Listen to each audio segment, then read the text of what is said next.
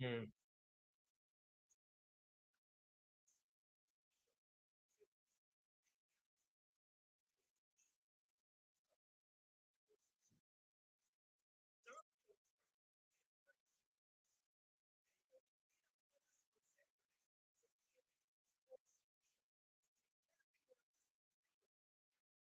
That's me.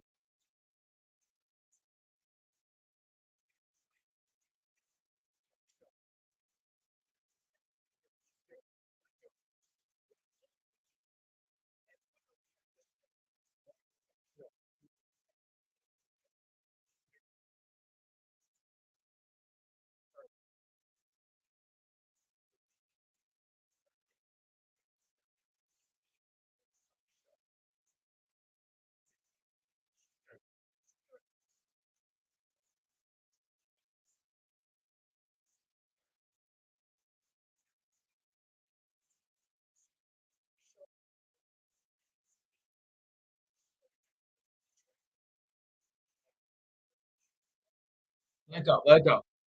Let go.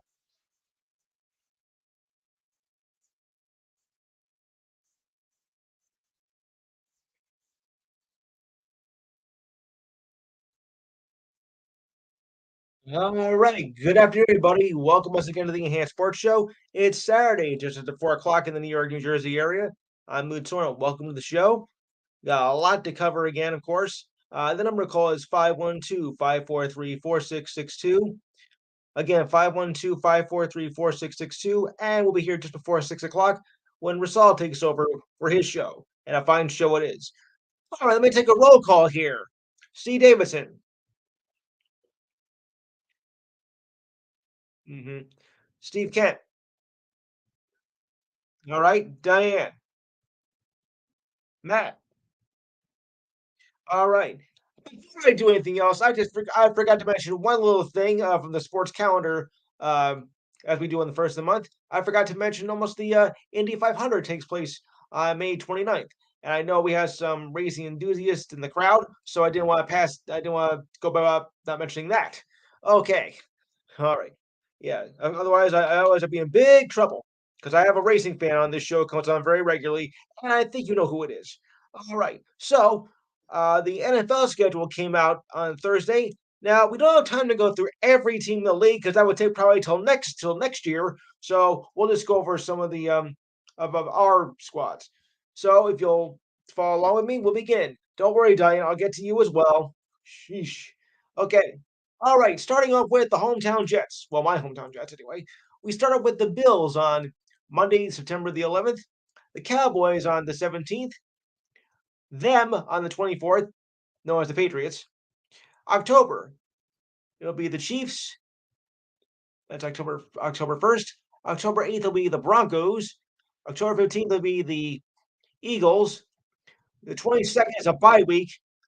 The 29th, ooh, boy, oh boy, oh boy. Get ready, the rivalry battle, Jets and Giants. Okay. Steve, I want to get in here. Okay. November, the Chargers on the 6th, the Raiders on the 12th. Uh, yeah, okay. One's a Monday night game, of course. The Bills again on the 19th, um, in Bills country.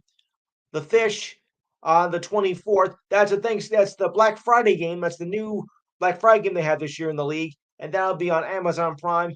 But I think maybe one of the local stations here might get that game, so it won't be a total loss for us. I hope not.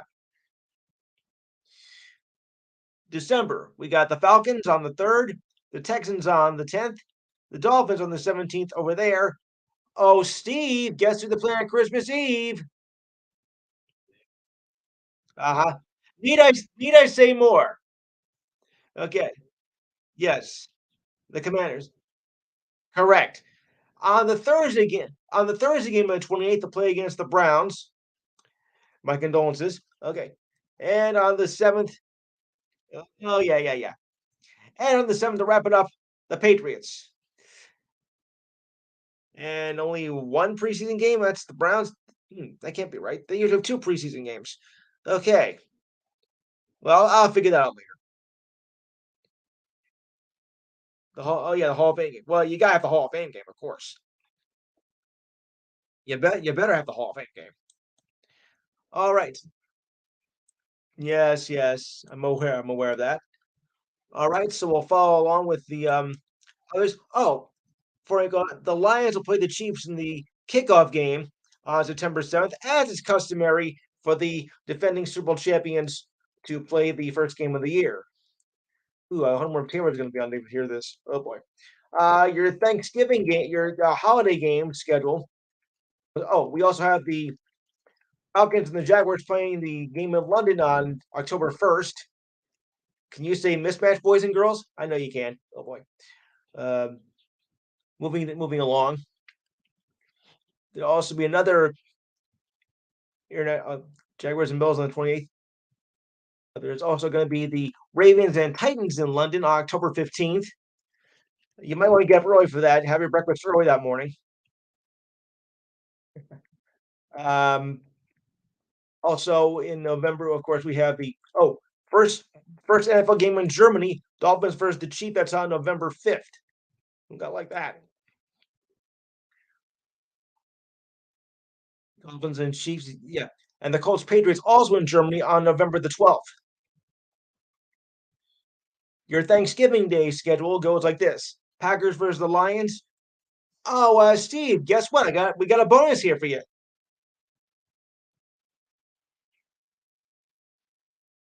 Now the 23rd on Thanksgiving. Guess what's the 4:30 game? Cowboys Commanders. Yes, yes. Okay, 8:20 49ers Seahawks. Friday, the Dolphins versus the Chiefs. That's November 24th. Steve, I think you better come inside.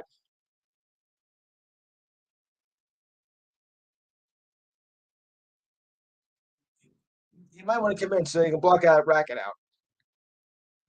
Your Christmas your Christmas Eve games are as follows. No, I'm sorry, December 23rd first. The Bengals versus the Steelers at 4:30, and then the Bills versus the Chargers. That game was on NBC Peacock only, probably because they want to air It's a Wonderful Life on that night, of course. Christmas Eve, we got a whole bunch of games with the Colts, Falcons versus the Packers and Panthers, the Browns and Texans, the Lions and the Vikings, the Commanders versus Jets, the Seahawks take on the Titans. The 4:05 games will be the Jaguars versus the Buccaneers, the Cardinals versus the Bears, Cowboys versus the Fish, and the Patriots versus the Broncos. Okay, December Christmas Day. Get this, guys. The first ever triple header on Christmas Day. Raiders versus the Chiefs at 1. The Giants versus the Eagles at 4:30 on Fox, and the Ravens at 49ers on E15 on Christmas night. Dealing with the NBA. Okay, this is gonna be fun. Yuck. And the Lions and the Cowboys on the 30th, and New Year's Eve games will be as well. And the regular season finale is on January 7th. All right, so Steve, I'll get to your team now. You ready? Okay. Okay, let me go over to the Chiefs here. I'm sorry, the Commanders. Your Commanders go as this. That's not it. Oh, okay. Washington Commanders. Okay, it takes a while to get this loaded up. All right, so your schedule your schedule goes like this. Okay. Regular season. Oh, I guys, hold on, guys. All right, ready, Steve? All right. We start off with the Cardinals. The Cardinals on the 10th, followed by the Broncos on the 17th, the Bills on the 24th, the Eagles on the 1st. Somebody's making off a racket. Would you please stop? Let me see if I can. Okay, let me see if I can. Mine's a Persephone. Okay, that's a new one. Let me take another roll call. Steve Kent, are you there? All right, Steve Davidson, are you there? Okay, but why is all that racket out there? I do. Mhm. All right. Okay, so let's continue. All right, for Steve's team, the Cardinals on the 10th, the Broncos on the 17th, the Bills on the 24th, the Eagles on October 1st, followed by the Bears on the 5th. That's a Thursday night game. The Falcons on the 15th, the Giants on the 22nd, and the Eagles on the 29th. For November, you take on the Patriots over there, then the Seahawks, the Giants on the 19th, and the Cowboys on the 23rd, as I just said, followed by the Dolphins on the 3rd, the Rams on the 17th, the Jets on the 24th, the Niners on New Year's Eve, and the Cowboys on the 7th. Okay, sounds good. All right, Matt, you're a Patriots fan, right?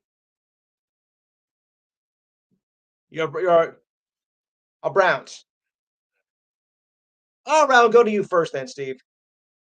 We'll go to the team referred to as them first. Okay. All right. So we'll go to the Patriots first. Okay. Have to go over his teams, of course.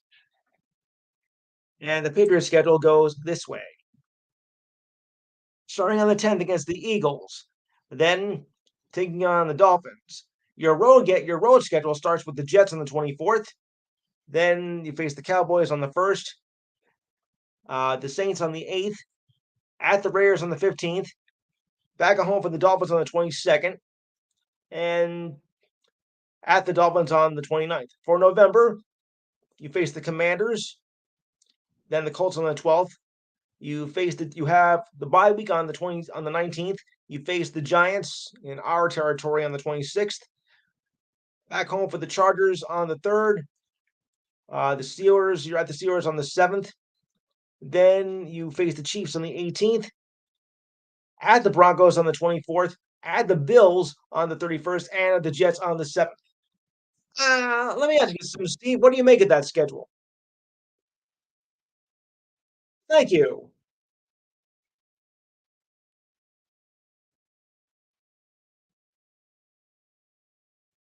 I see.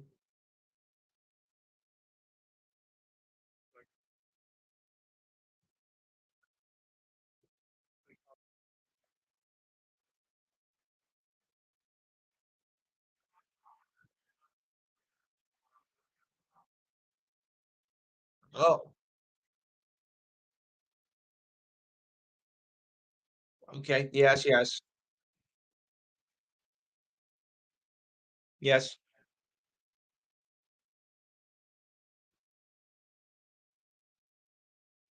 All right.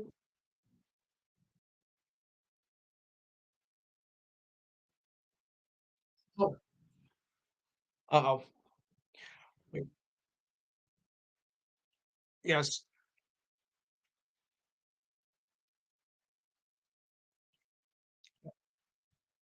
Okay, wait a second. I gotta take one call here because if I don't, I'm in big trouble. Persephone, would you please state your name for the record? Uh-huh. Uh-huh. Hi, Mom.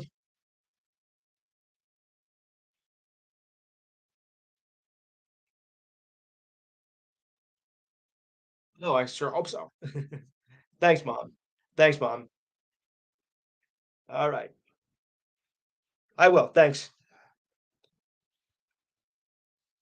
And for the record, ladies and gentlemen, yeah, on paper, no.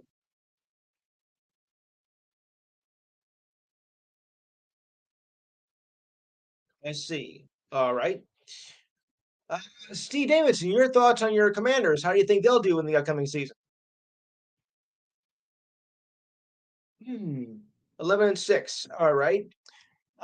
Diane, with your wait, let me do your bill schedule first before I say anything because I might jump to a conclusion. All right, Buffalo Bills. So we'll go through that schedule right now as well. Okay. The Bills take on the Jets on the 11th, as I mentioned, followed by the Raiders. Then they play at Washington on the Commanders on the 24th. They're back home against the Dolphins on the 1st of October. Play at home against the Jaguars on the 8th. Versus they play the Giants at home on the 15th. Face the Patriots on the 22nd over there. Back at home against the Bucks on the 26th. At the Bengals on November 5th. Right. The Broncos on the 13th.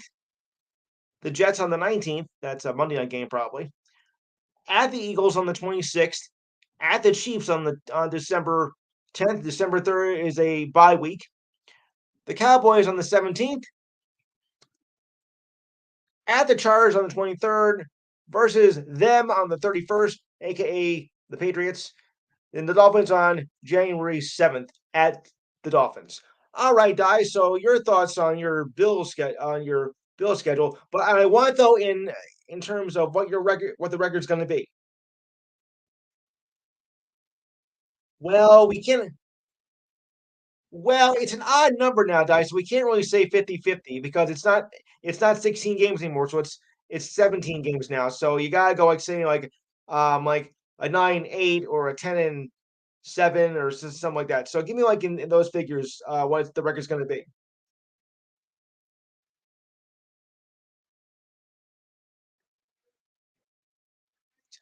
10-7 is okay.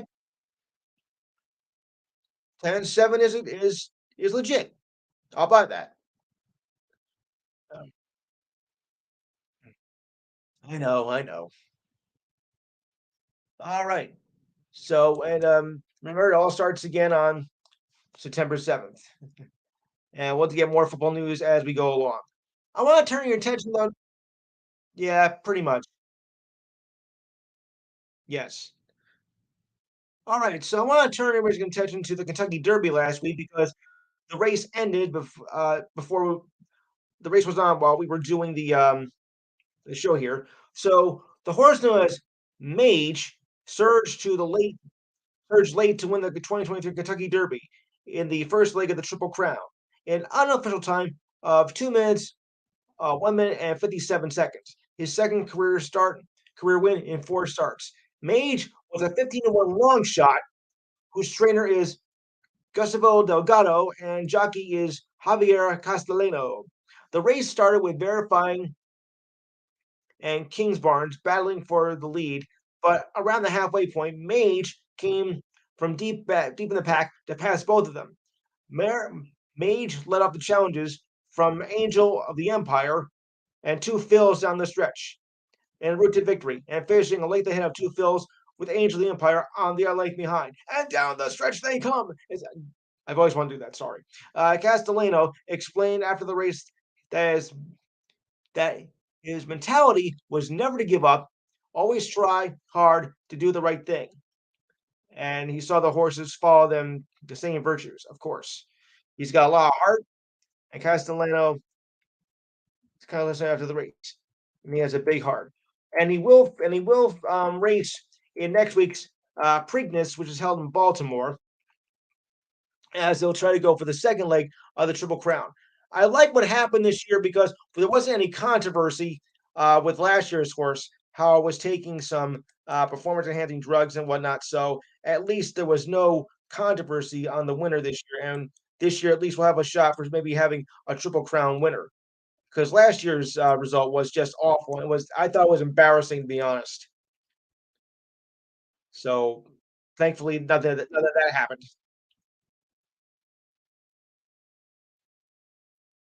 It's very sad. It's very sad to have that happen. I mean, injuries do occur and whatnot, but 5 horses out with that. I mean, that's just sad. What is happening to the horses in these races or during training? Yeah. Uh-huh.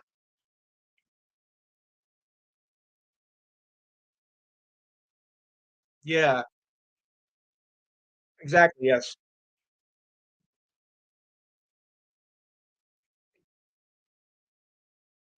Sword. Yes. Yes.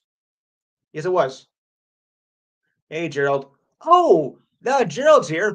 Why don't we do the Cowboys schedule? Why not? You're just in time, Gerald. All right. Okay, but I'm gonna read down the schedule first, and then I'll have your prediction. Okay. Okay, but I'll read the schedule anywho. All right, ready? Here we go. You'll face the Giants over there on the 10th, meaning at Giants country. The Jets on the 17th. The Cardinals on the 24th. The Patriots on October 1st at home. On the 8th, we'll play against the 49ers out there, followed by another road game against the Chargers on the 16th. Yuck. Then back at home for the Rams on the 29th. The week before that is a bye week. Then at the Eagles on the 5th of November versus the Giants in Big D on the 12th. At the Panthers on the 19th versus the Commanders on the 23rd. Over here, of course, that's a Thanksgiving game. The Seahawks on the 30th. And the same three home games in a row. Wow. They'll play the Eagles at home on the 10th of December. Wow, this is interesting. Then the Bills on the 17th in Buffalo, then over to Miami on Christmas Eve. Then on December 30th against the Lions, and wrapping it up against the Commanders on the 7th of January. All right, Gerald, your predictions on the Cowboys this season. Yes.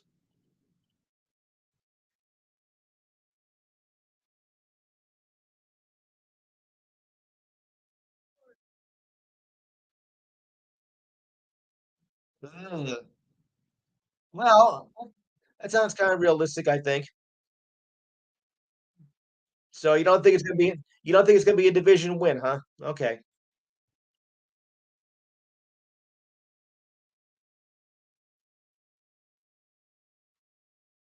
Yeah,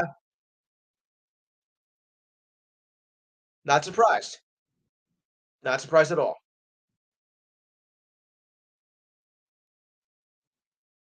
Yes, that's correct. Now for my Jets, here we go. The Jets start off with the Bills on the 11th. That's a Monday night.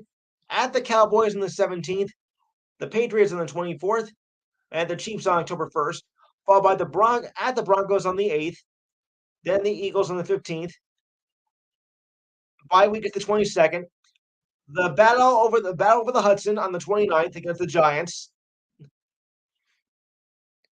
then the Chargers on November 6th, then we play at the Raiders on the 12th, then at the Bills on the 19th, then that Black Friday game versus the Dolphins on the 24th at 3, then December 3rd against the Falcons, then against the Texans on the 10th, at the Dolphins on the 17th, the Commanders on the 24th, the Browns on the 28th, the Browns on the 28th, and the Patriots on the 7th. I don't know. I think we're going to see something good here. I'm going to say it's going to be like I said, a wild card victory. So I think we're going to go 11-6.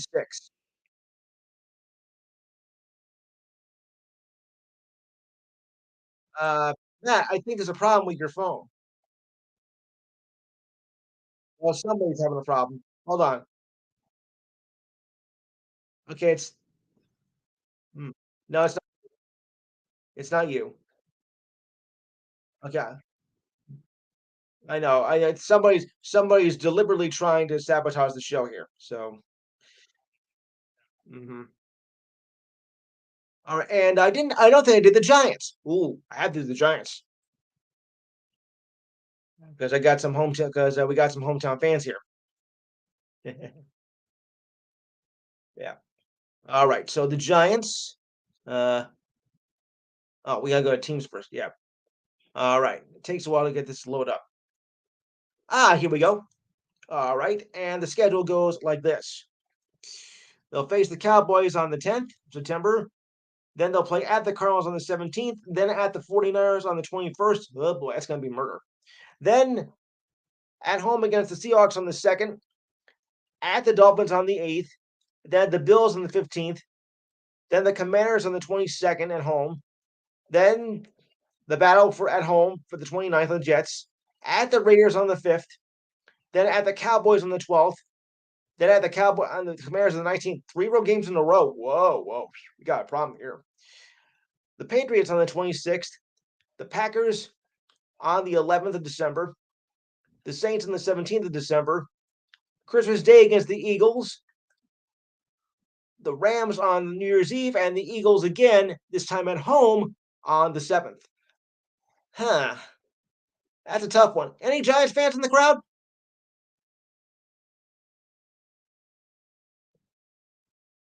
Yeah. Wait. Yeah. Hold on a second. Hmm. All right. I don't know what to think about that. So, okay. I know someone's having a problem with phone. Steve Davidson, you still there? All right. Um, all right. Even though you're not a Giants fan, what do you make of the Giants record?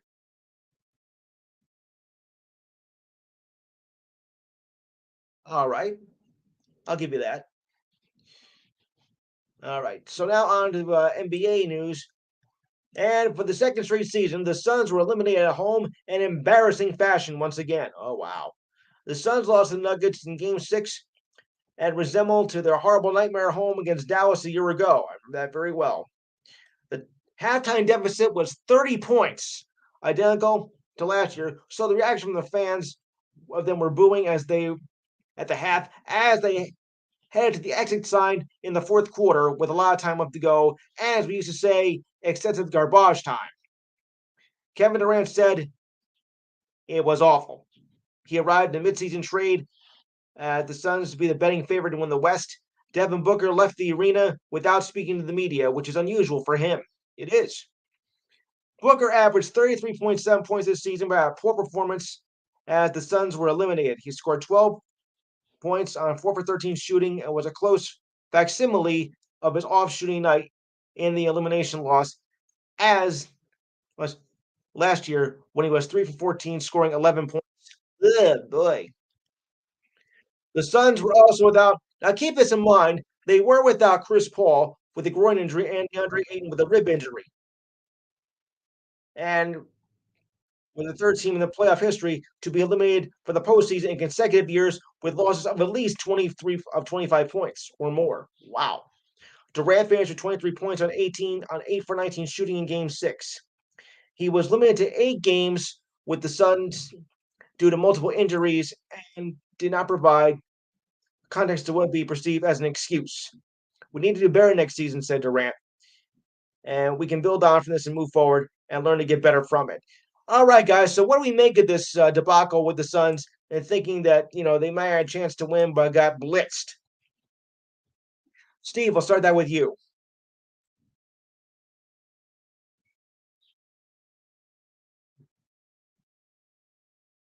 Yeah. Mm, yeah. Gerald, are you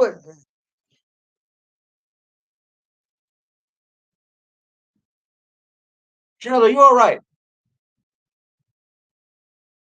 There's a lot of I don't know what's going on over there. Is it storm related or something? Yeah, yeah, yeah. Much better. I know there's some stormers in your area. I don't know if that's causing it or not, but but do the best you can. Happen Happens every time. Well, on a hot day like that, yeah. All right, so Matt, your thoughts on the debacle with the Suns?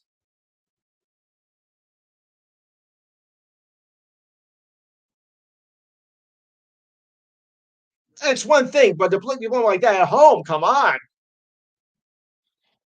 I mean, really, no, but okay, I understand that, Matt. But to get blown out at home with that for the second year in a row, I mean, what? I mean, this is a very unusual curse. I think we're experiencing here. Yeah.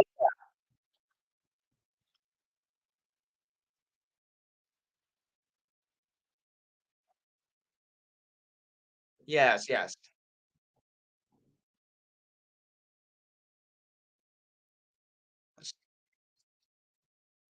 Right. Now. Oh. Oh. Right. Well, of course. Now I agree with you. I mean, I didn't expect them, to beat Denver. Don't get me wrong, but I didn't think it'd be an embarrassment that at home. I mean, that's what I was thinking. And okay, moving on. Jason Tatum went through his worst shooting slumps in the first three quarters of Game Six, and received some reassuring words from the Celtics sideline. Tatum, his teammates, Jalen Brown said, "Keep going. They can't guard. They can't guard you. Let us know he's the guy," said Al Horford. That's true. Tatum admitted that he was feeling frustrated in a 1 for 13 slump heading into the fourth quarter, unable to hit his shots as the Celtics were facing elimination against the Sixers in Game Six. But looking up at the game clock and reminded, "Hey, I can still make a difference here." He broke out of his slump in the fourth by knocking down 4 of 8 shots for 16 points and outscored the Sixers alone in the fourth to help Boston to victory and now forces the Game 7. Tatum made the 3-point shots in the clutch to put the game away, while the Sixers came up empty by shooting 0 for 6 from the 3-point line. Game 7 is Sunday, and you can call this a rivalry because the eighth time these teams will meet in a Game 7. Yes, that's a rivalry. Believe me, it's a rivalry. All right, so while we're on the subject of the NBA, I'll go to the NBA page here because, this is yes? Yeah, yeah. Oh, how do you do? Uh,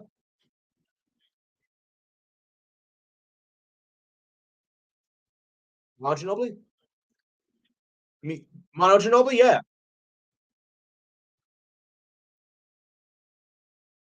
Yes, yes, yes.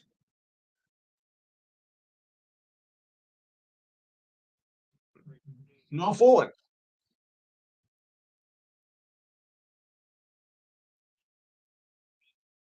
Thanks.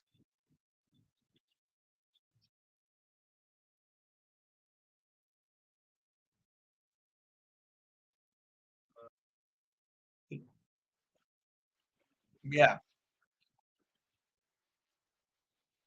Good, good.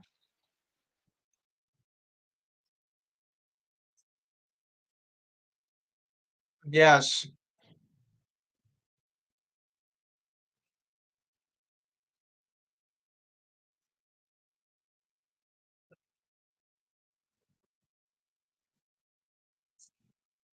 Yeah.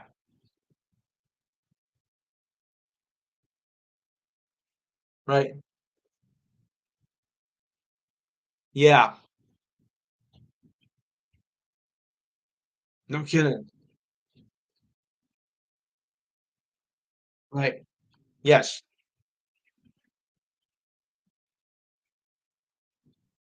Alright.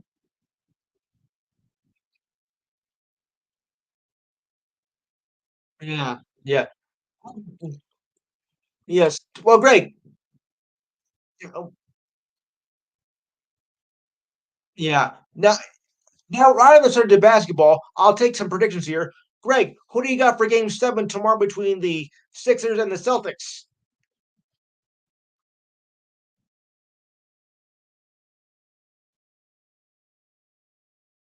Yeah. No, yeah. Steve Kent, tomorrow, 3:30. 3:30. Okay, Steve Kent, your prediction.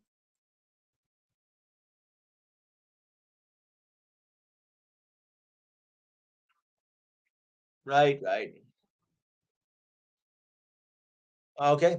Yes. Yes.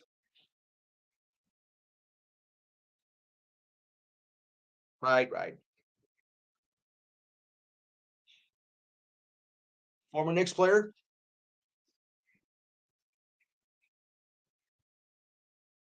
Yeah.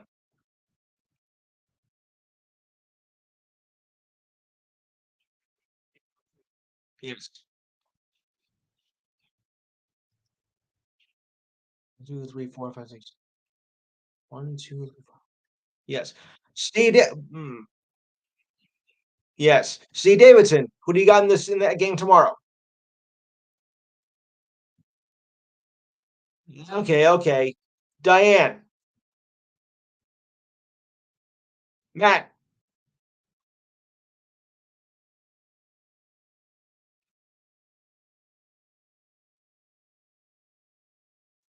Okay. And the winner, of course, faces Miami in the conference finals as they beat the Knicks last night, 96-92. Gave it a good effort, but Jimmy Butler, you can't stop him. If you can find a way to stop him, great. Then maybe you have a shot. But no. So it's enough on that. Uh, Gerald, who do you? Yes. Yeah,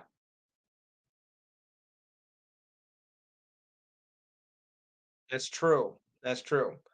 Gerald, your thoughts on tomorrow's game?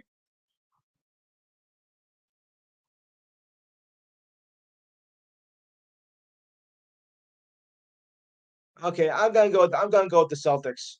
All right. So now Tuesday, of course, is the start of the Western Conference Series as the Lakers pulled it out as the seventh seed.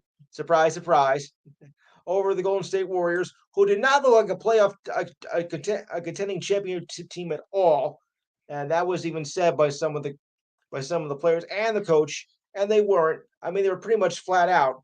So it's going to be the Lakers versus the Nuggets. Okay, Steve Davidson, who do you got in this? That series begins on Tuesday.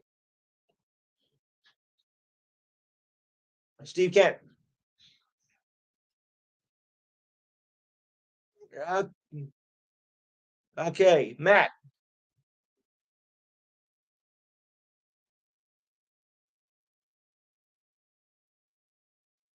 Yeah,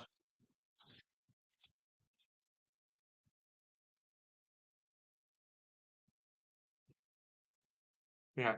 Gerald.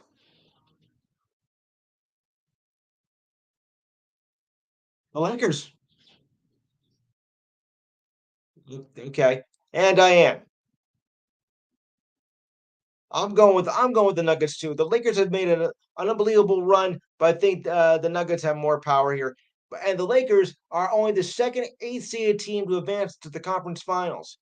It has been done since the Seattle Supersonics. You call them now the Oklahoma City Thunder. Oh, before I forget, I want to thank everybody for sending in, subscribing into our to the YouTube channel. We got a lot of good subscribers now. Check us out after the show. It'll be posted up here. So I want to thank all of you for participating and tuning in and subscribing to the YouTube channel. I really appreciate that. Thank you very much. All right.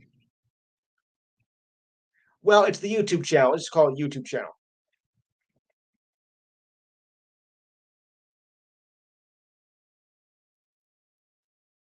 Right. Go ahead, Steve.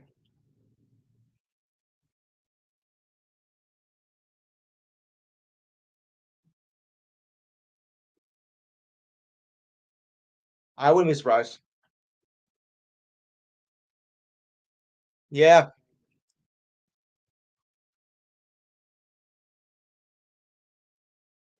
Yes.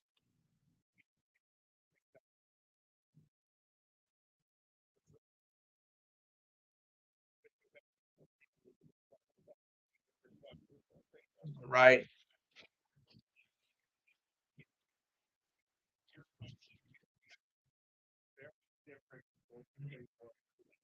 I wouldn't be surprised. So, and Andrew Wiggins was available for Game 6 despite a fracture in his ribcage. Wiggins went through his pregame routine. Uh, he was activated an hour before tip-off last night. Early in the day, Wiggins participated in walkthroughs in the shoot-around before getting treatment, and the rest of the Warriors went through drills. So he was available for Game 6, which last night was, yeah, you know. And of course, the Miami Heat are the story of the playoffs, I believe. As a month ago, they weren't even sure they're going to be in the playoffs. The duo of Jimmy Butler and Bam Bam combined for 47 points, and they defeated the Knicks yesterday. Just my rotten luck. The Heat are the second eight-seeded team to advance the Eastern Conference Finals. The only other team to get there was the Knicks in the 98-99 season, but that was a lockout season, so anybody could have won that year. Butler finished with 24 points to put the game away with a pair of free throws with 14 seconds remaining, while Bam Bam finished with 23 points and 9 rebounds and responded to a poor performance in game two with the Knicks winning that one. Coach Eric Spoelstra said it felt like Adebayo had 17 rebounds the way he played. As he said, it's hard you could play. Butler says it's an everyday thing with Adebayo, but he grabbed every big rebound. Butler added, he had made huge buckets down the stretch, as I have said all year. He has been the anchor of the defensive end of the ball. Exactly. So unfortunately, that goes to that. And you have to give credit to the Lakers. They started out 2-10 this season, and now advanced to the conference finals. It's just unbelievable. I mean, nobody thought they were going to be able to get have even much less a 500 season, much less make the playoffs this year. And they came the fourth team in NBA history to make the conference finals after starting the season 8 games below 500. Thanks to, of course, LeBron and Anthony Davis. Just remarkable what they've done this year, and now they face the Nuggets in the conference finals. Only bad thing, exactly. Yes, that's what it took. Sometimes I think it comes down to the trade deadline, who you can get in the trade. That could turn your season right around. I've often said that. And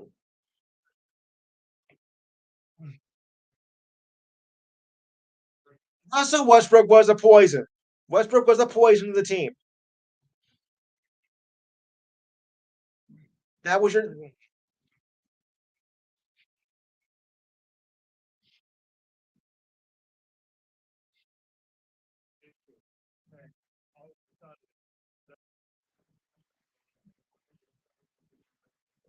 yeah.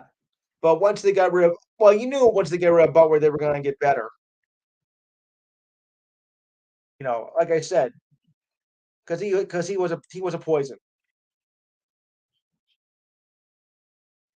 He was definitely the poison of the whole team, and they got rid of him, and voila, now they're in the conference finals. I don't know if they're gonna have a chance to, beat the Nuggets, but it'd be awfully something if they could. So let's just hope and see about that. So now over to hockey, which I'm sorry to say, but the Devils are now out. They lost in Game 5 in overtime on Thursday night, but I'm not surprised. Carolina just had too much weapons, and they just the Devils just I think were too tired. After their first series with the Rangers, and it just didn't look like they have enough power in them to overtake the Hurricanes. So it doesn't really surprise me that they lost in the series, but they gave it a good effort, especially getting the overtime in the series. But the Devils just didn't have the firepower in them. I'm sorry to say. Diane, you're a Devils fan, so go ahead. Oh, definitely a goaltending. There was no goaltending in much of the series. You can say that again. I mean, for the most part, there was not a lot of close games in that series. So goaltending in that series was a mess.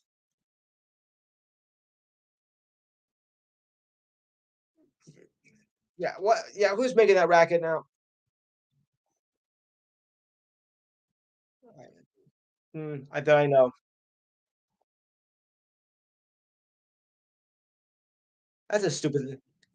That's a stupid thing to do. All right,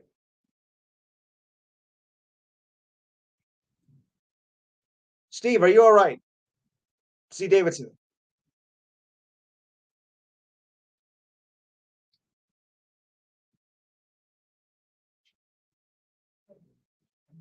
be careful. Yeah, it's rain. It's about to rain here too. Be careful, Steve. Yeah. Yeah. The Devils in five. Mm, but no danger, of course. I think to anybody with their positions in the upcoming off season. So just a look at it like that. Yeah. And by the way, yeah. So how about that? So for the hockey um final four, well, actually, I think we still have to do because I think we are down to the final four now. So let's just take a look here. No, no, they get yes. We have tonight. We have the Stars and the Kraken. All right, Steve. Who do you got?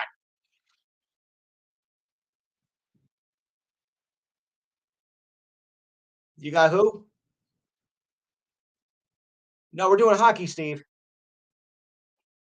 Kraken? No, that's tomorrow. That's tomorrow. We're doing tonight first. Dallas or Seattle? It's 7 o'clock. Kraken. Steve Kent.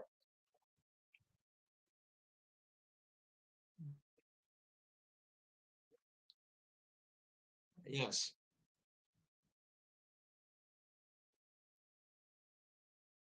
I think you're right. Diane. Gerald.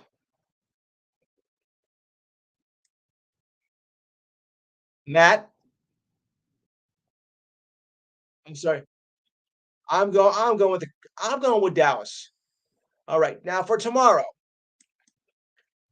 Knights, Oilers. Okay, you said the Knights, Steve. Okay. Steve Kent, who do you got?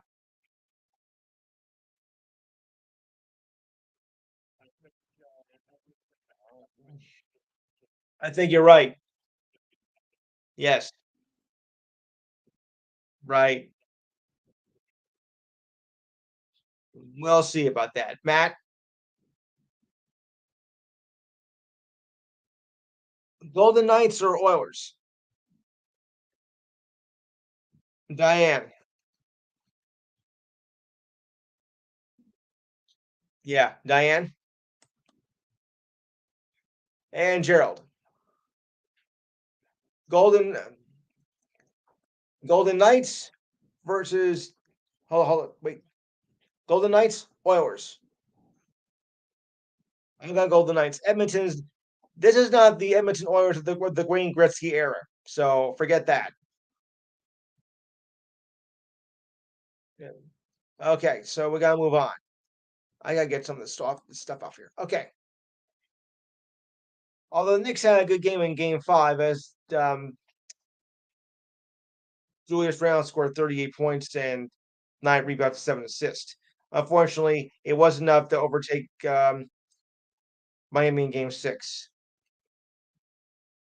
Yeah, well, and okay, see here. What else have we got here? Okay, all right.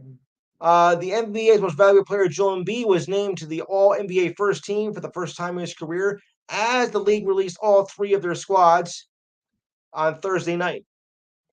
LeBron kept his record-breaking streak alive with his 19th selection. Embiid was joined by first selection Jason Tatum, the Greek Freak, Luka Doncic, and Shai Alexander.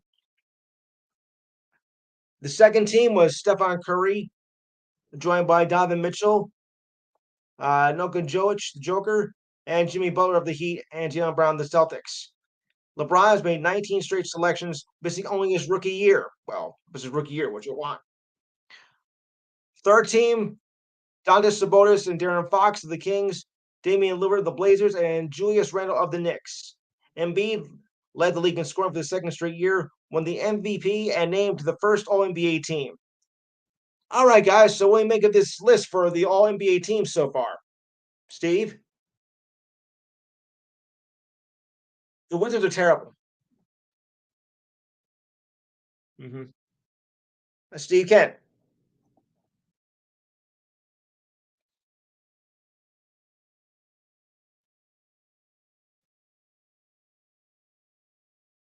that's true. Yeah,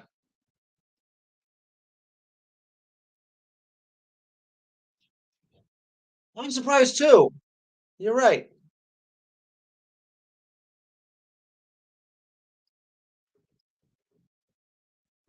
Yeah,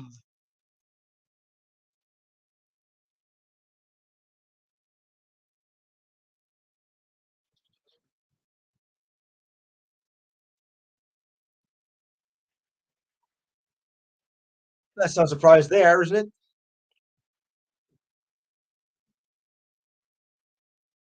Yes.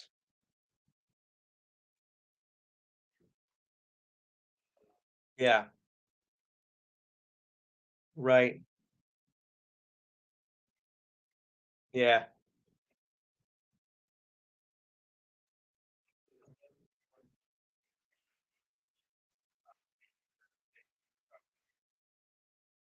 Yeah. Yeah. All right, Diane, your thoughts. It's a good list. Gerald? Yeah. But I agree with Steve that, that how he didn't make the had to make the first didn't make the first team. All right. And of course, there's more news in the hockey as well. All right. Gerald, you still there? Okay. I thought it was that fan of you. I thought it was that fan again. Okay. Okay. All right. So moving on. I better do some baseball though. Yeah, I better do some baseball here. And the Oakland A's are still bad because they only won now in 9 games in the whole season. Okay. Oh boy. All right. Mike McCarthy's person introduction to the Cowboys is going to have to be delayed a bit. Gerald McCarthy's been taking part in virtual meetings. He had a back procedure done last week. He had a back procedure done last week. Okay. Um, State your name, please, for the record. Washington. Washington, is that you? 202, you're on. Yeah, you're on. Can you turn down your whatever that is though in the background? Okay. All right. Wait, turn that down. Okay. So we're discussing, of course, the NBA here, but now we're doing baseball. So Gerald, with oh, wrong page. McCarthy's out with a back injury, back spasms, so he's not being taking part in the Cowboys meetings face to face. So, what would you make about that as the rookie camp is starting to begin? Back, a back procedure, a back procedure.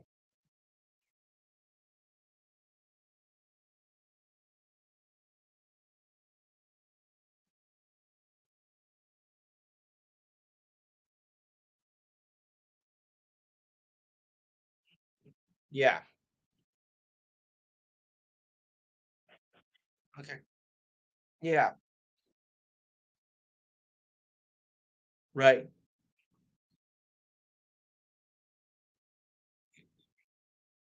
Yeah. Oh, but yeah. By the way, Washington, Washington. What do you make of your commander's schedule?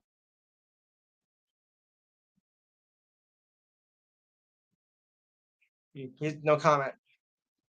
Wait, I got mute everybody. Hold on a second, guys. Hang on a second. Never mind. I know who it is. He's being done on purpose. All right. So Washington, your thoughts on your commander's schedule?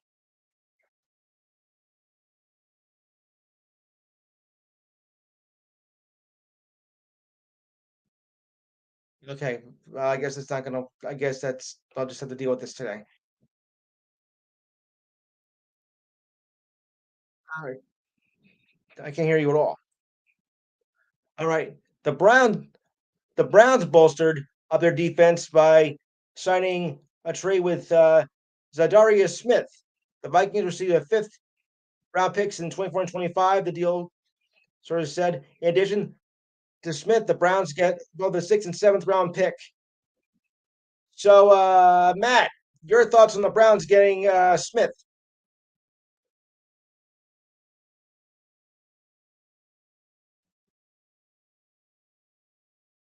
Yeah.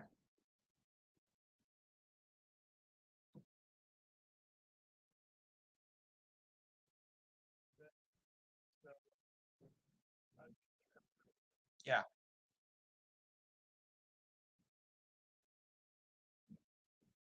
Yes. Hmm.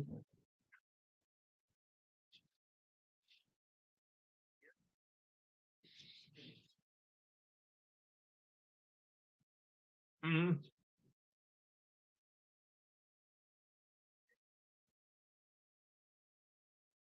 All right.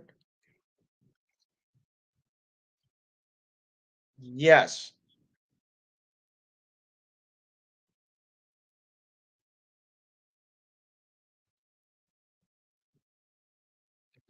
Yes. Right. Yes. Okay.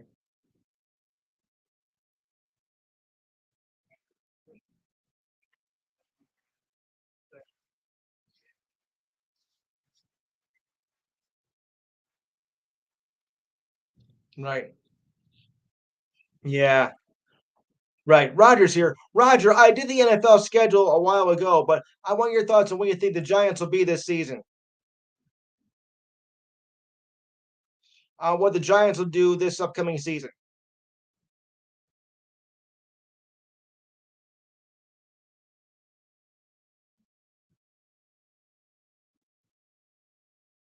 Okay. Yeah, I'll buy that. All right. Oh, and yes, yes, we played each other.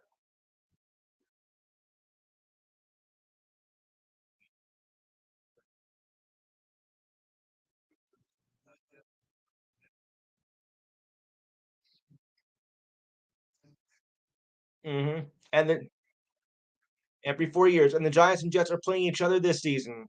hmm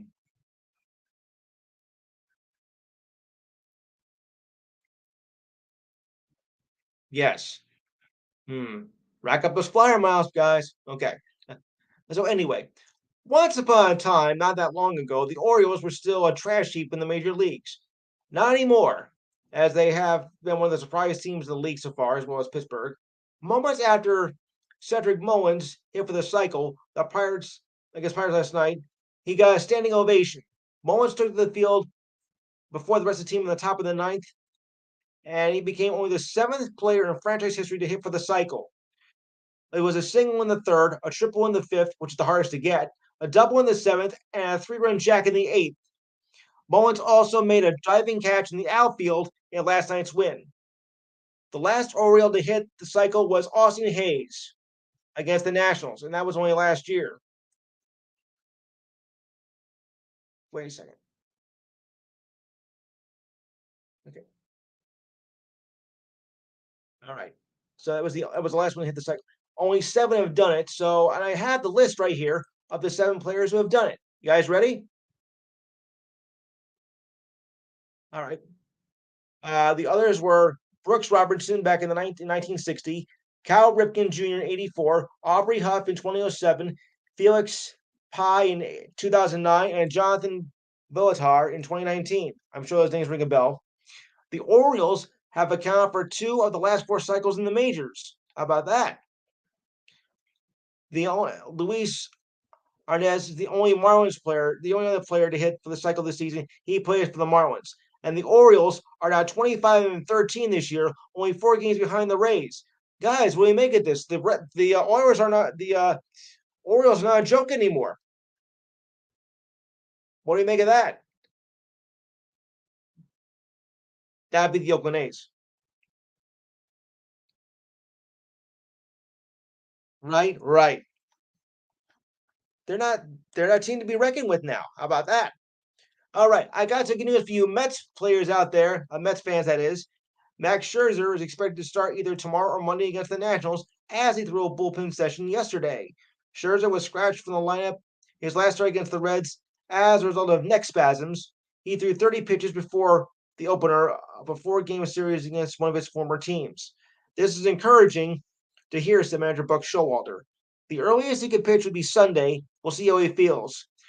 The three-time Cy Young Award winner has only pitched once after he has served a 10-game suspension for using an illegal substance in a game against the Dodgers on the 19th of April. He gave up 6 runs in a loss to the Tigers on May 3rd and is 2-2 with an ERA of 5.56. Okay. Scherzer has been dealing with back trouble and has not made consecutive starts since the first week of the season. Hmm.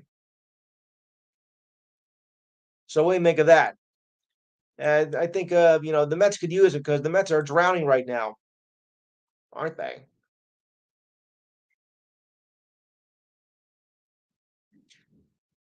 Yeah, yeah, yes, yes, I know. I can just hear him right now. Louis, I got something to tell you. You're not gonna like it. I hate the Yankees. Yeah, yeah, yeah. Tell me something I don't know, people. Sheesh. Yeah. Oh, Steve, we got some news for you, Steve. The of the Commanders, with the new owner, um, they've reached agreement to buy Washington, the co-owner of the Sixers and the Devils, led by Josh Harris. The group agreed. I knew you'd say that. The group agreed to pay $6 billion to buy the Commanders. Wow. The previous record was just last August when a group led by Walmart heir Robert Walton bought the Broncos for $4.6 billion. And almost find out Walton's mountain after that. Okay. The purchase of the sale agreement, oh boy, by both parties yesterday is subject to the NFL approval, but likely won't be approved until next week. An approval must be three-quarters of league owners, and other closing conditions will be needed for it to pass. But it shouldn't be any problem. The Snyders,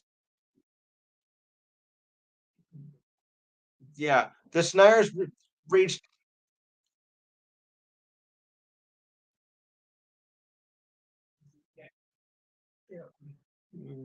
You're you're still not going to win, Steve. You're still not going to get to a Super Bowl. It's not going to. Uh, we are very. No, it's not, Steve. You're still terrible. No, the Snyders reached. The Snyders reached a preliminary agreement and non-exclusive. A preliminary and non-exclusive agreement to sell the franchise to Harris last month. At the time the deal was financed, but had yet to be signed. We are pleased that we have reached an agreement of the sale of the Commanders with a franchise with Harris and his partners, the Stars said in a statement. We look forward to the completion of the transaction and root for Josh and the Commanders for many years to come. So, for you Washington Commanders fans out there, congratulations. Now, let's see what you can do on the field. Yeah, yeah, yeah. No, Steve, you're too overconfident. Moving on. Moving on. Mhm. Oh, Matt. I got some news for you. Wait, guys, wait. Matt, I got some news for you. I got some news for you, Matt, about Tom Brady. The Patriots are going to honor him during the season. Discussions have been. No, I'm sorry. No, wait. I'm sorry. First, he's going to become is in the discussions to become a limited partner with the Vegas Raiders. This is his second attempt at a partnership with owner Mark Davis. By the way, they will honor him with the Patriots sometime this year as well. But I'll get to that in a little bit while. So, uh, yeah. So discussion been going on for several weeks and could be reaching a decision soon. Source says an extremely sensitive and fluid negotiation. His investment is expected to be minor, a source with direct knowledge said. Brady would not have any operational control or authority over the club in football or business matters. Okay, so he better keep his mouth shut. It was back in March that Brady also announced he had a small stake in the Vegas Aces of the WNBA, which is also primarily owned by Davis. Go figure. Even if Brady and Davis agree to terms, at least 24 current team owners would have to approve Brady's limited partnership with all minority and majority owners. All right, Matt, what do you make of that?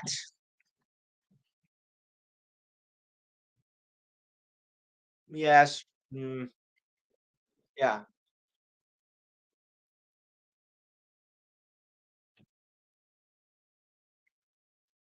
Yes.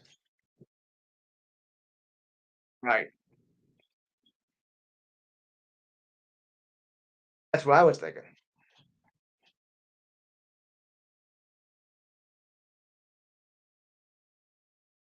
Yeah.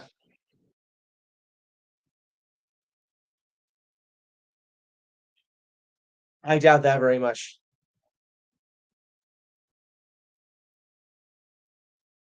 Yeah. Right. Okay, and mm, oh, Diane. Yes, Diane. Wait, Diane, your trivia. Yeah, yeah.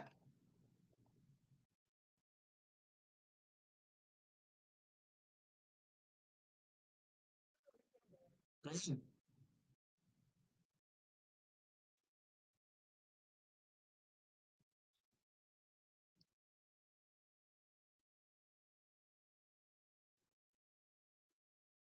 Jim Jim Brown. Jim Brown. No. Okay. Who was it then? Oh, okay. No, you weren't.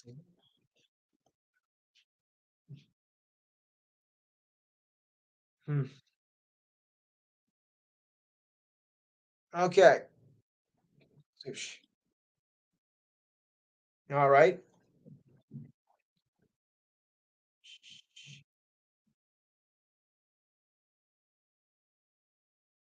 Wow.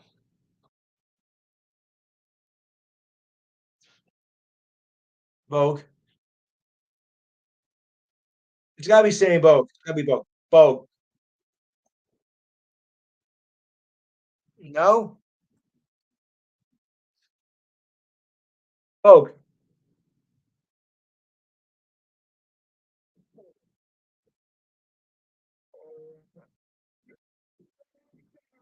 It can't be Bart Starr. You even try.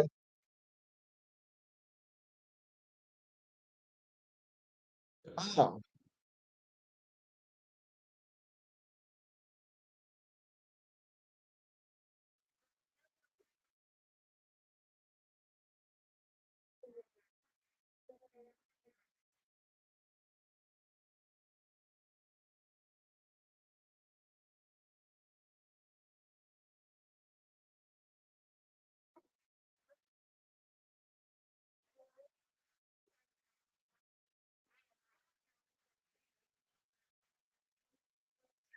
a lot.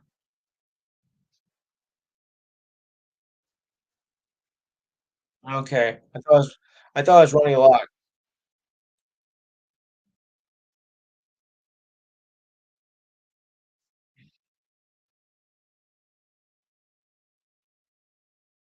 Okay.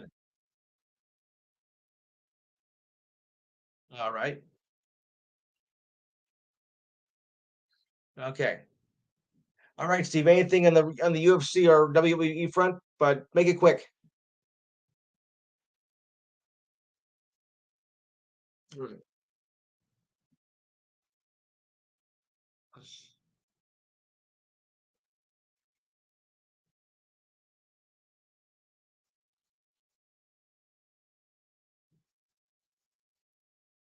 All right. It's all right.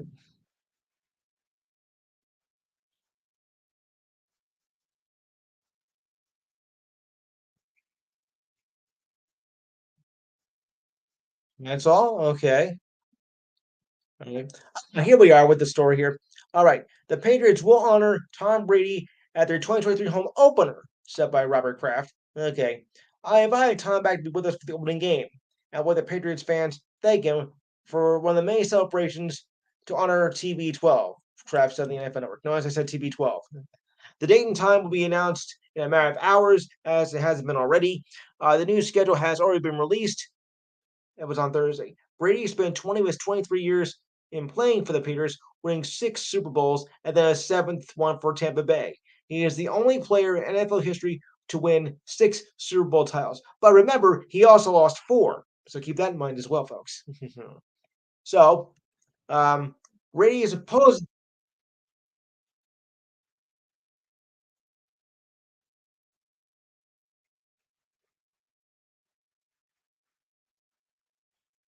3. Okay, 3. But still, he lost a few. So now, and he's the only player to win 6 Super Bowl titles and was named to the Super Bowl MVP 5 times. Brady is supposedly retired on February 1st. He made the announcement on social media. I say supposedly because knowing Brady, he could pull off another fake retirement before camp. I wouldn't be surprised if he did. Brady is the NFL career leader in passing yards with 89,214 and 649 touchdown passes.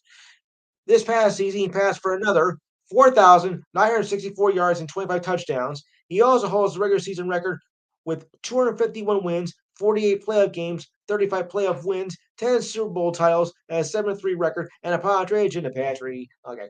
Uh, 13,400 yards in the postseason, as well as 88 postseason touchdowns. Brady is expected to enter the broadcast booth in 2024. We shall see. Right? Bridgeport. Alex, is that you? Alex, you're a what are you, a Giant, Jet, or Patriots fan? Eagles. All right. What do you think it's going to be for this season for you?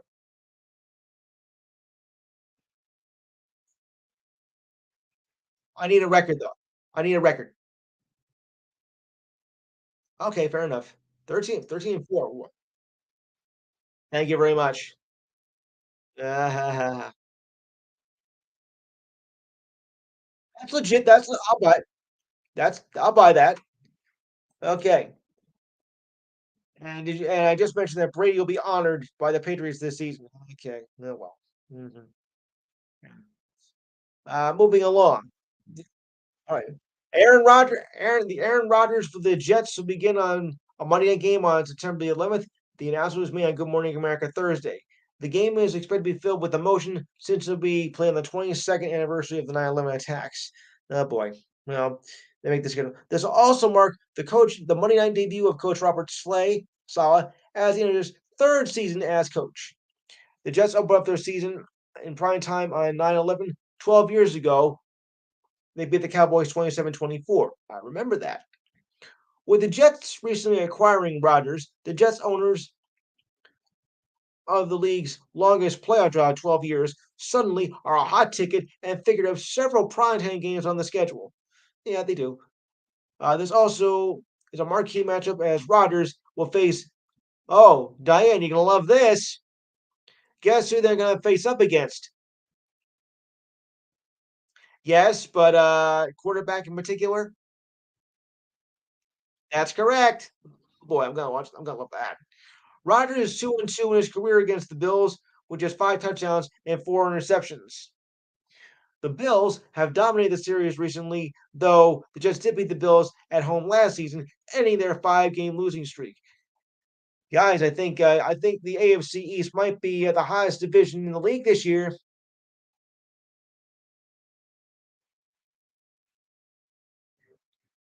Yeah, yes, and hey, you know what? I just came up with something. All right, now listen carefully.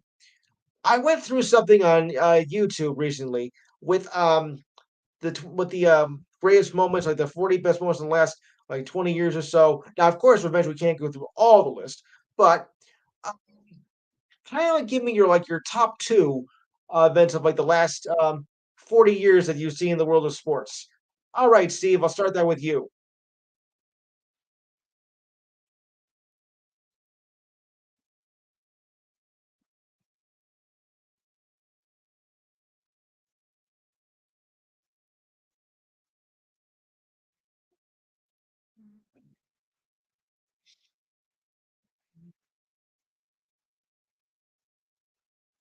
It's a little bit of the cutoff date, but I'll take it. I'll take it. All right, Alex, the or maybe two or three of your best moments of the last 40 years in the sports world. I didn't say it was easy. Which was the other one? Oh yeah, right. Enough said. Yes, Matt.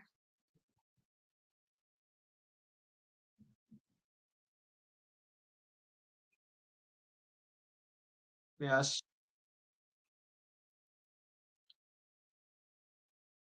of course. Right. Yes. Probably will. Yeah, yeah, yeah. Yeah, yeah, yeah. I knew you'd say that. Diane, your top choices.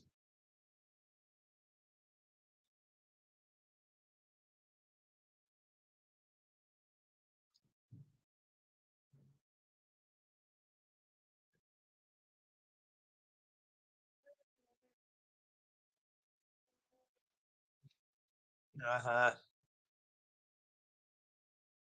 Okay. Uh, Gerald? Okay. Okay.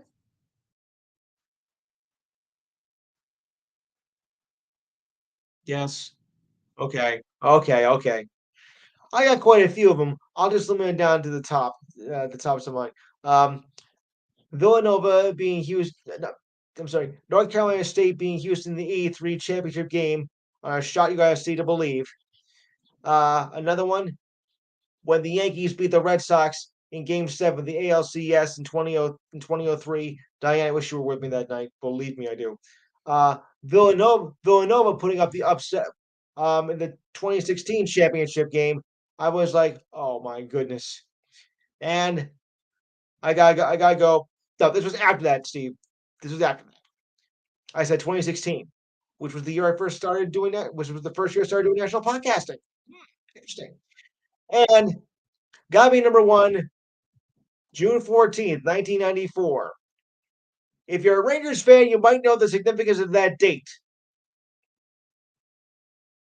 Obviously, know you're Rangers fans. Exactly. It's over. Yeah. Now it doesn't take us another 54 years to get one back again. Yeah. Okay. Twins infielder Kyle Farmer, who missed 25 games following oral surgery, after being hit by a fastball to his face, the 10-day injured list. Thank goodness. He had the procedure to realign his four bottom teeth and structure together lacerations in his lower after getting hit by White Sox pitcher Lucas Galano. In all, Farmer had 35 stitches and 4 root canal procedures. And that was before his dentist bill. Okay. All right. Farmer said he went down, as I remember, just feeling my teeth covering the back of my tongue in the back of my mouth. He told the station in Minnesota. Sounds gruesome. Ugh. I thought it was very gruesome, and I would thought it was gruesome writing this. I felt the trainers come out and took me under the first thing and said to them was, "You better get me to a hospital." So without delay, I got to the hospital. As I was being wheeled, I can feel all the eyes on me and know the look. When you know the look, I was like, okay, this is a bad situation. Yeah.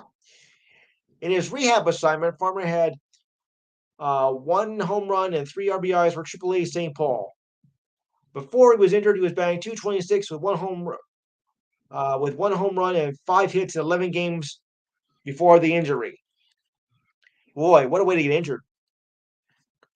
Okay, for you Phillies fans, left-hander Jose Alvarado is on the 15-day injured list with inflammation in his pitching elbow. Okay, he felt discomfort during warm-ups before Tuesday's win over the Blue Jays.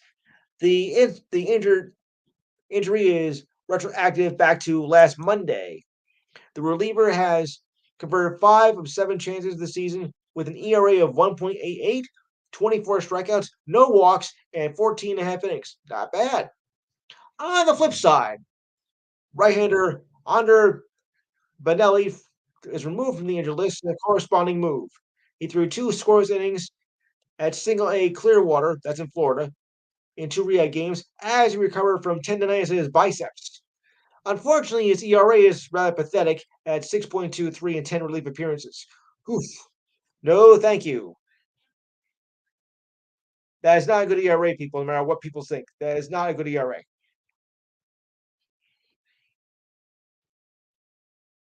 Yes, and of course, the international games, right. All right. Now for, of course, one of the stupid items of the week. I use that term. Former Raiders receiver Henry Ruggs III pleaded guilty on Wednesday to a drunk driving crash that killed a woman and her dog. I think you remember that. Ruggs pleaded guilty in the Clark County District Court of one count of DUI resulting in death and one count of misdemeanor vehicular manslaughter. He faces 3 to 10 years in Nevada State Prison. A judge has says sentencing for August 9th. Ruggs will be under house arrest with electronic monitoring devices until then. What an idiot. I remember that when he said that because he also killed the dog. Ugh, it's terrible. Yeah, in fire. Burned. Yes. And the more pleasant news here. Free agent tight end Foster Monroe, who was diagnosed with Hodgkin's lymphoma, formerly known as Hodgkin's disease, has signed a 3-year, $12 million deal with the New Orleans Saints. He told ESPN. Agent Joe Linda told ESPN's Jeremy Fowler that Monroe's contract is $8 million guaranteed with $3 million in incentives. He was diagnosed after a physical conducted by the Saints medical staff in March as part of the free agent process. Monroe visited the Saints and the Bengals. Monroe since then has had positive results for the treatment and plans to play this season, as Linda told Fowler. Monroe gets the go ahead to return to the field next week as the Saints begin OTA session that begin on the 23rd. Lymphoma, once known as Hodgkin's disease, is a form of cancer that begins in the white blood cells and affects the lymphatic system, part of the immune system. Ugh. He played at LSU from 2015 to 2019 and was the fourth round pick of the Raiders in 2019. He caught 91 passes for 1,107 yards and 12 touchdowns during his 4 years at LS with the Raiders, both in Vegas and in Oakland. Isn't it a shame that there's no more professional teams in Oakland anymore? Oh, wait. Oh, wait, guys.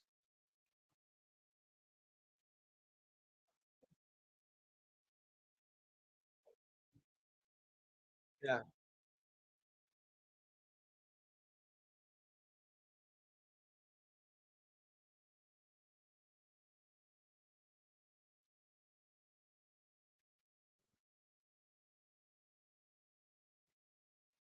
Yes.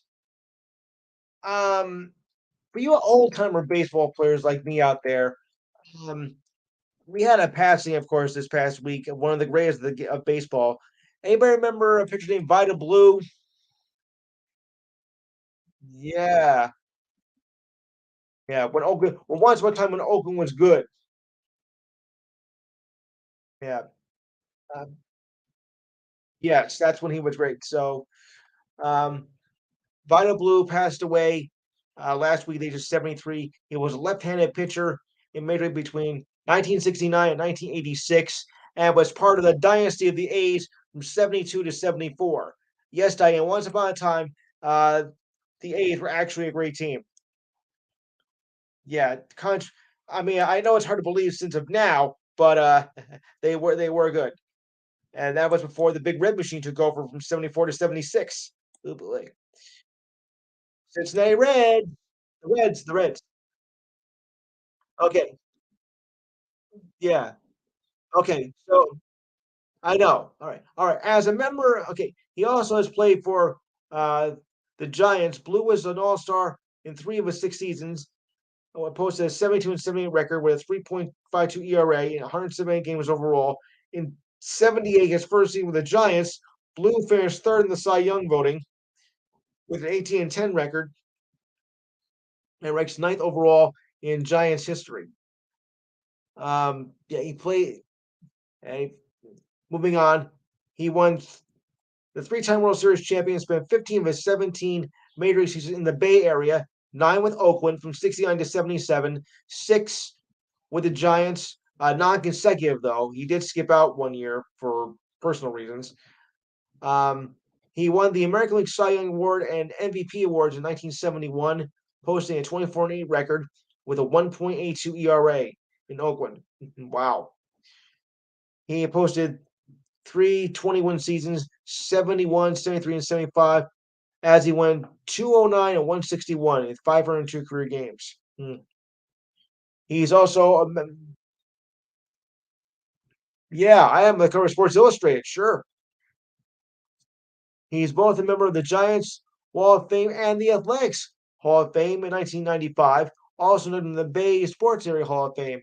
But he was also known for a lot of trouble because he had some drug problems later on, and that's what also I think might have been a problem as well, and had to skip the 82-83 season because of that drug problem. So that was a problem there. So he had a share of low moments in his career as well. And just sorry to say one of the greats of the game was gone. That was that's from my youth. And we're very sorry that he's gone. And by the way, the Jaguars will play 2 games in London this year, before they make a move permanently to London.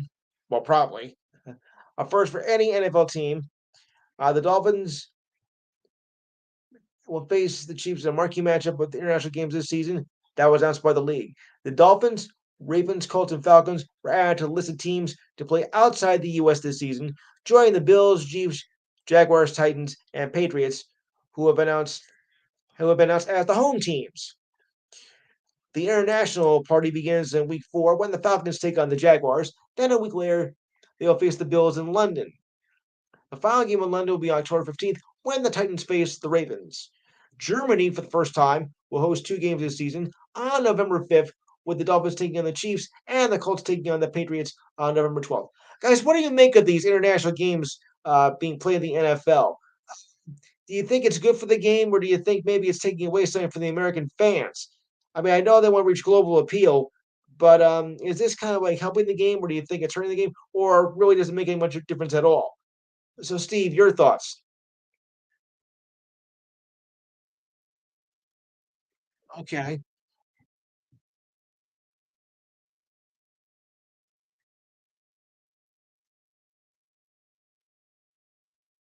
Mhm.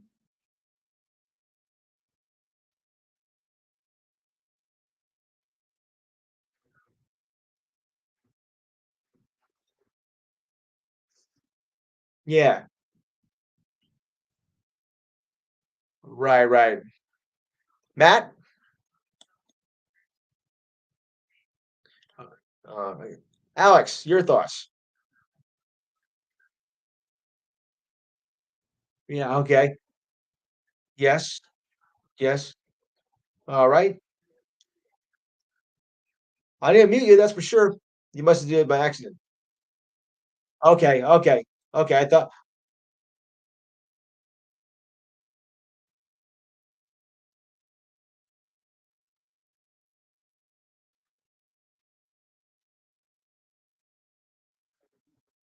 Yeah. The travel would be pretty hard, though. I mean, I think it was the problem with the original World League. That was a problem with that. Mm. Okay. Roger, your thoughts?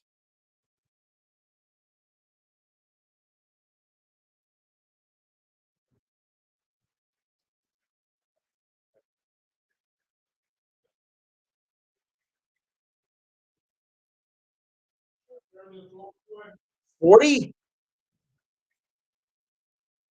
Wow, that's a lot of teams. Okay. Gerald.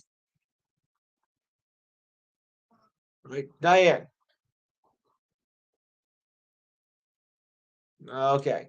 And baseball also has the road show this year, as the Mets and Phillies will play in London for a series next season. MLB games were first played in London in 2018 and last season, and may plan to hold more regular season games in London as part of their partnership with the city in the years 23, 24, and 26. Oh, this year too. The Mets and Phillies have not been announced officially, but plans are still being finalized. The Cardinals and Cubs are expected to play in London after the league agreed to hold major events in the UK capital for the next 5 years. So really, it's going all over the place, not just football, but baseball, basketball, hockey is doing it too. So it's all the major sports are growing, in popularity worldwide. Uh-huh. Yeah. Mhm. I get it. All right. Moving on. Georgia's national championship team will not be able to make a trip to the White House. According to a statement by the Georgia Athletic Association back on Wednesday, the Bulldogs will not be able to make an event on June 12th with the other college teams, as the White House would call it, College Athlete Day. I like the sound of that, though. The statement from Georgia says that the team's schedule interferes with the suggested date that was provided by with an invite received earlier this month. The University of Georgia first received the invite on May 3rd. The Bulldogs visit on June 12th and statement from the Athletic Association. But the date is not feasible given student athletic calendar and the time of year. However, we are grateful of the invite and look forward to other opportunities for Georgia moving forward. Georgia did not go into any certain details of the conflict. Or, as we used to say, due to circumstances beyond our control, we are unable to make this event at that date. Of course. And it is circumstances beyond their control. I can put that better myself.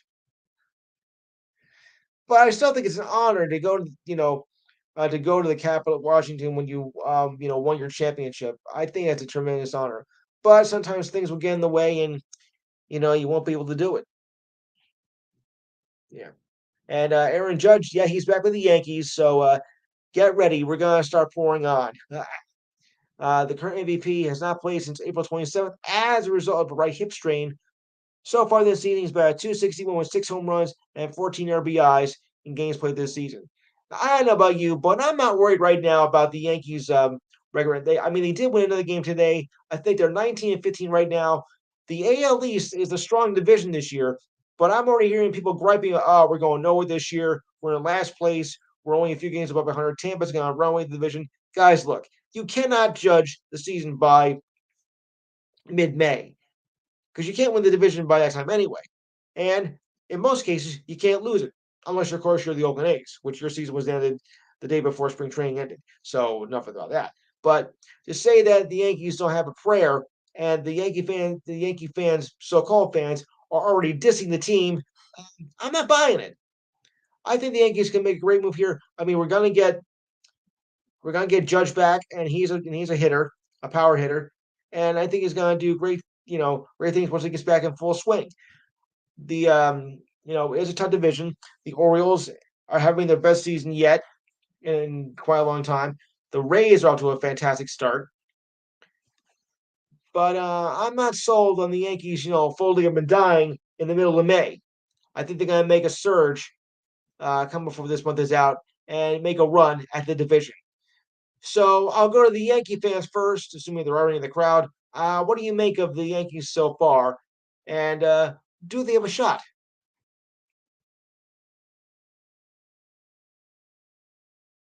Anyone there?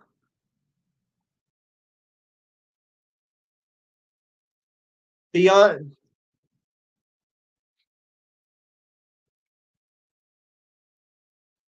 yeah, yeah,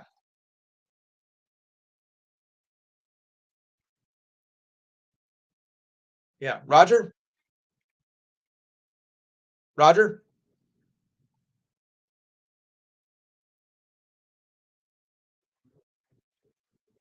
Yeah. Well, it's early yet. I mean, it looks favorable now that the Rays will win the division, but I've seen leads go through like this before, so I'm not going to put a stamp on it. I'll put it to you that way. And of course, Steve was thinking, well, they don't have a chance anyway, but you wait and see. But I am surprised of the Orioles' continuous success.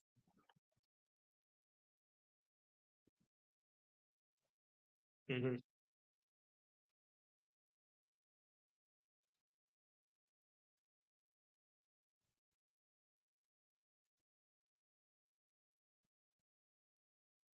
Mm. No.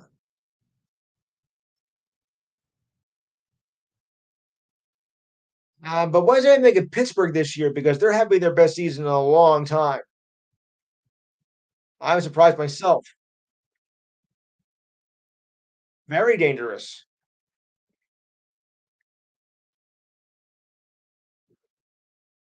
Yeah. I mean, Pittsburgh, I mean, I mean, Pittsburgh, I'm surprised at this year because they've been perennial losers for 40 years now, and all of a sudden they're first place in the Central Division. Wow, I'm just stunned. Hmm. Does anybody hear a chorus of "We Are Family" in the background? No. I'm joking. Uh, yeah. Diane, I'll explain that later to you. All right, I have a good news story of the week. Um, and my brother's a Bears fan, so it's making him doubly happy. Chicago Bears quarterback Justin Fields took part in graduation ceremonies at the Ohio State over last weekend, earning his degree in consumer and family finance services. Way to go. Fields, who started his college career at Georgia, played 2 seasons at Ohio State. He continued his studies through the athletic department's degree completion program after the Bears selected him 11th overall in the 2011 draft. Wow, he's been here that long? Wow. The Bears and the university celebrated the moment on social media. In his 2 seasons, he had a 5-20 record as a starter. Yuck. He had completed 59.7% of his passes for 4,112 yards with 24 touchdowns and 21 interceptions. Can we just say 60% to make it round numbers, please? He, he also rushed for 1,563 yards and 10 touchdowns. He also led Ohio State to 2 appearances in the College Bowl Championship and was a finalist for the Heisman Trophy. So that's good. That's good. To get your education done, get your degree. That's what you go to college for, not just to play football. If you get drafted and get selected to play, great. But it's also important to finish your education too and get that degree. So congratulations, Justin Fields. Yes, Jalen Hurts. Yes, Jalen Hurts.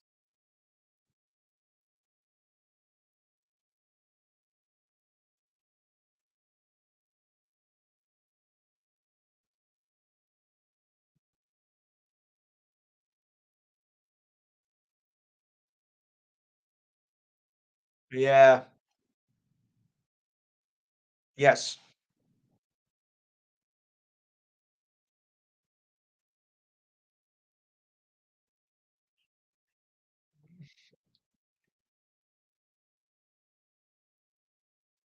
That is worth playing. Okay, okay. I have news on Tiger Woods here that I was trying to get to. Tiger Woods will not be competing in next week's PGA Championship as he recovers from ankle surgery. Why am I not surprised? The entry level for the second major of the year, set for next weekend, is in New York State was released on Wednesday. I thought it was this weekend for some reason, but it's next weekend. Jordan Spieth, who missed last week's. Yeah, go ahead. Make it quick though. Make it quick. I'm not going there, Steve. I'm not going there. Well, yeah,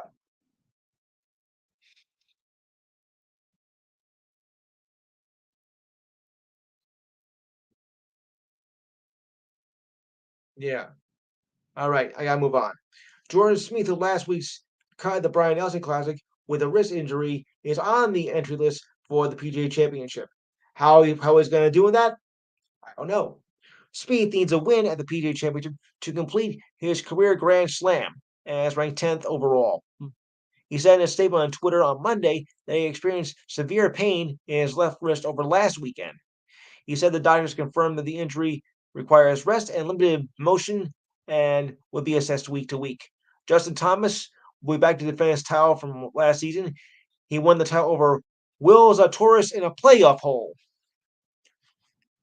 Zalatoris, is out for the year though with a herniated disc. I know what that feels like. Yuck. Okay. And we have a milestone here in the NBA playoffs as Mike Malone answered the post game question about Nikola Jokic as he surpassed Will Chamberlain for most triple doubles by a center in the playoffs. His sarcastic response was directed at Jokic's detractions. The two-time MVP said he was not concerned about his critics or his stats. He only cares about wins and was just one win away from reaching the conference finals. Jokic scored a triple double, 29 points, 13 rebounds, and 12 assists, and also had 2 blocks. As the Nuggets easily won Game 5 to take the 3-2 series lead and now head to the Western Conference Finals. The Nuggets wrapped up the series with one more win last night. Jokic put the Suns on the brink with thanks to his 10th triple double, surpassing Wilt Chamberlain, who had 9, placing into a 5th place tie with Rajon Rondo, Larry Bird, Jason Kidd, and that Green guy, Draymond Green. Enough said about him. It was his second triple double in the last 3 games after coming from a 53-point explosion in Game 4. Joe was just 2 for 6, 5 points and 5 rebounds and 4 assists in the first quarter. The Nuggets leaned on Michael Porter Jr., who scored 14 points of his 19 points in the first, as the Nuggets opened up a 15-point lead. Joe made 7 of 8 and 17 points in the third quarter. He even drew a technical foul off Kevin Durant as he walked over to the Suns' huddle near half court and tried to listen in. Ooh, an eavesdropper. Okay. Durant shoved Joic with his left forearm, and the two-time MVP drew a technical foul. Joic was fined $25,000 on Monday for making direct contact with Suns owner Matt Ishbia during a confrontation in Game 4 and did everything he could to give his team an advantage. While much of the talk was about Devin Booker, about being the best player in the series, he said his center was dominant as well. Congratulations on that. Yeah. And, Jaren Jackson Jr. headlines the all-defensive first team. Jackson was joined by 2 other finalists in the top defensive Bucks center Brook Lopez and Cavaliers power forward Brook Lopez, Evan Mobley, along with Bucks guard Jrue Holiday and Alex Caruso on that. So congratulations on that. Also got a few hockey notes about that as well, as some of the other nominations have been out for them. Oh, and JJ Redick is looking to become head coach for the Raptors as replacement for Nick Nurse. As the Nurse will probably need a doctor. Okay. Yeah. So I'm just looking over for the and Toronto, yeah, the Maple Leafs, yeah, they tried to make it, past the second round for the first time in decades, but came up short.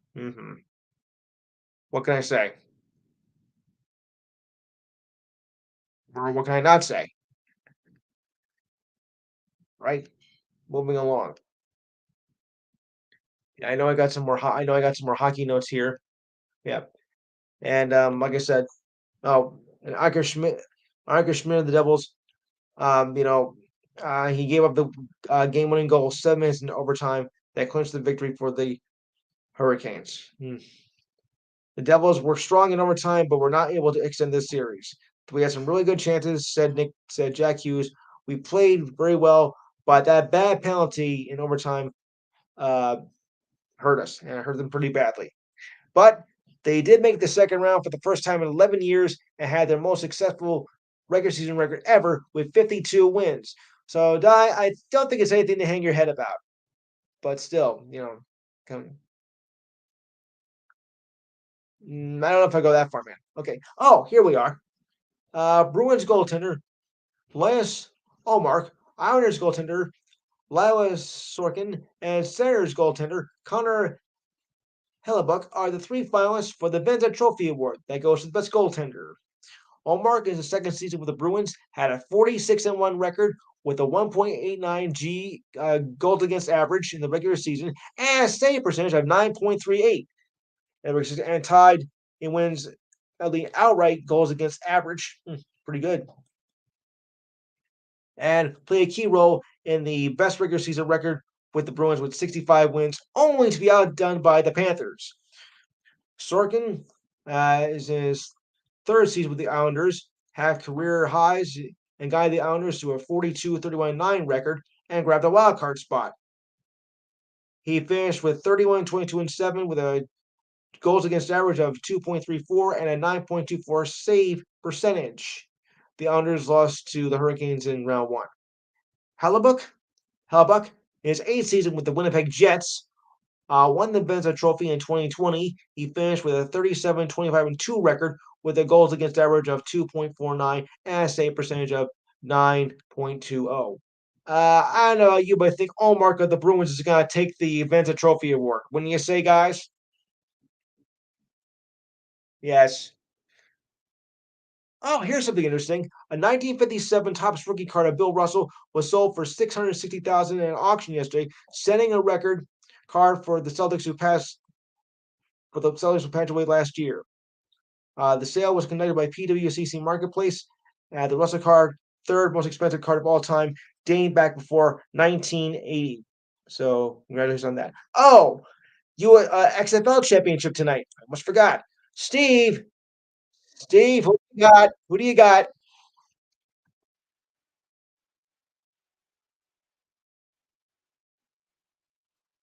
Defense against. Okay, it's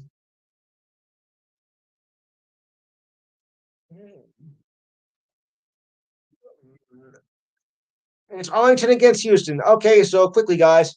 All right, Matt, who do you got?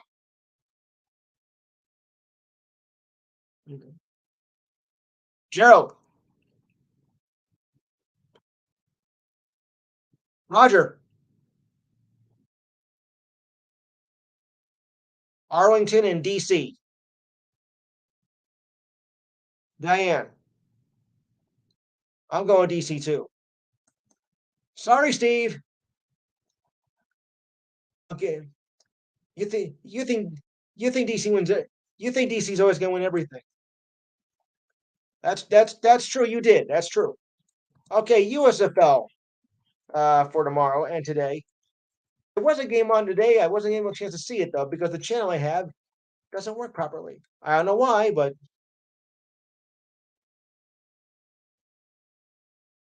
okay, here we go. All right, so we had Pittsburgh against Michigan. I had Pittsburgh. Who else? Who else had Pittsburgh besides me?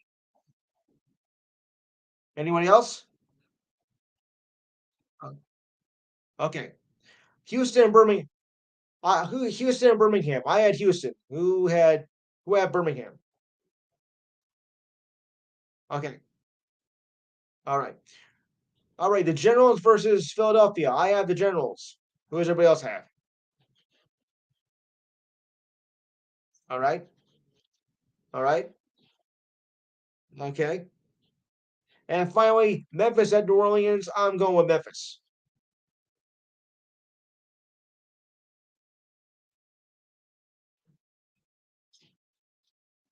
Okay.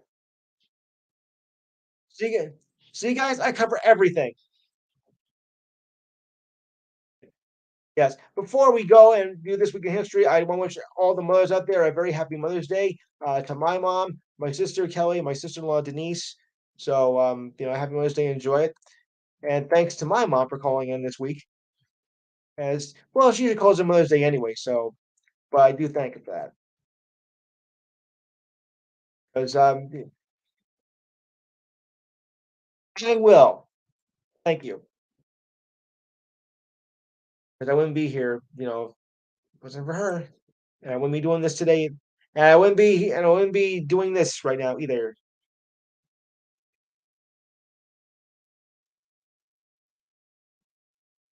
Yes. Right. Yes. Okay. Oh, wow, I didn't even know you yet. Oh, wow. Oh, wow. Okay, I gotta move on, Steve. Yes. Okay, I gotta move on. Okay, so in baseball, in 1955, Mickey Mantle hit 3 consecutive home runs of at least 463 feet in distance. Wow. 1958, MLB player Stan the Man Musial is the 8th player to get 3,000 hits. Stan the Man. Oh, yeah. Giants teammates Willie Mays and Darryl Spencer each hit 2 home runs and a triple and combined for 10 RBIs and a 16-9 win over the Dodgers in 1958. Wow. Mm.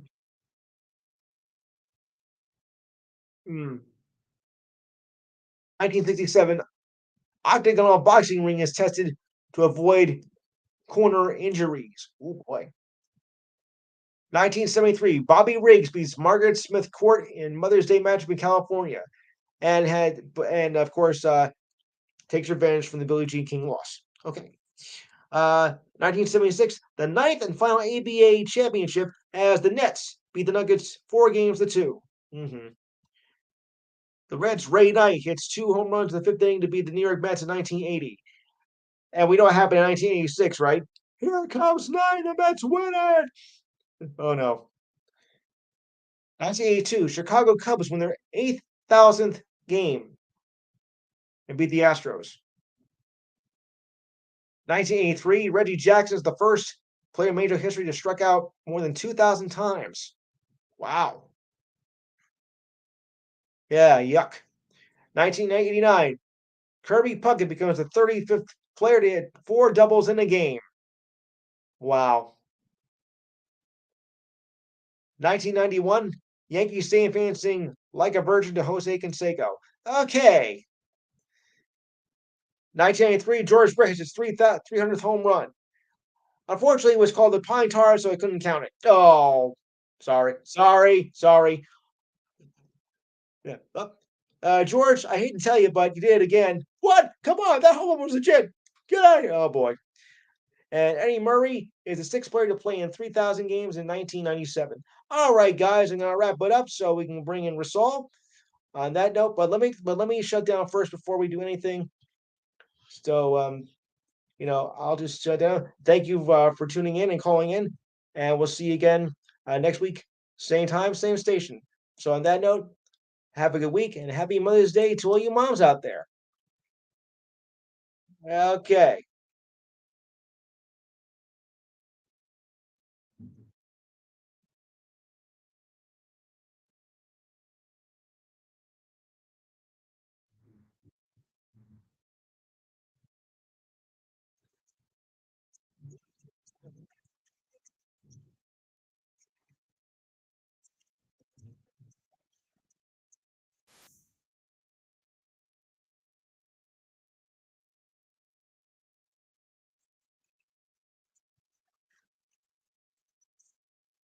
Yeah.